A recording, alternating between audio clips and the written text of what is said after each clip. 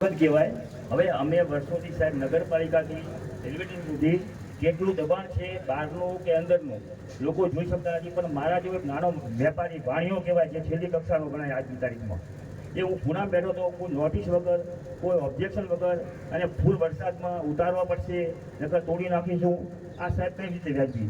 માવજીભાઈ સાહેબને મારે એટલી નમ્ર વિનંતી છે કે સાહેબ અમને તમારા ઉપર બહુ ભરોસો વિશ્વાસ કોન્ફિડન્સ છે કે તમે આનું નિરાકરણ લાવશો, ગ્રામજનોને કોઈને તકલીફ ન પડે. અને સાહેબ બહુ ખુમારીથી કે તમે કામ કરો અમારું અને આટલા નગરનું વિચારો, કારણ કે સાહેબ 70% ધાનેરામાં છે. આ એક મારા ઓટલા સુધી હું નાનો માણસ ભર્યું જો 100 રૂપિયા સાંભળા મોગે ને તો સાહેબ અમે ના પાડીએ છીએ.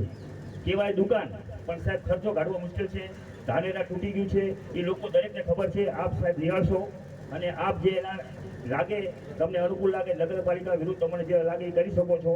અને દરેકને મેમ્બરને દરેકને સભ્યને પૂછી ગામજનોને પૂછી પછી મારો વાતને તમે અનુસરજો.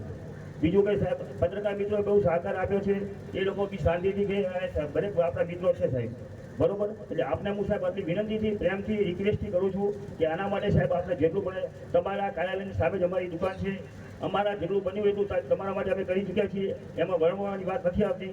પણ અમે તમને દિલથી અંતરથી ચાહના ચાહીએ છીએ કે માવજીભાઈ અમારા માટે કંઈક કરશે. અને આવા નાના માણસોને જો સાહેબ અમારા જેવાને હમણાં તો ખર્ચા કાઢવા બી મુશ્કેલ છે, પણ આ ઉપરો અમારો 25,000નું નુકસાન અમને હમણાં પરવડે એમ નથી.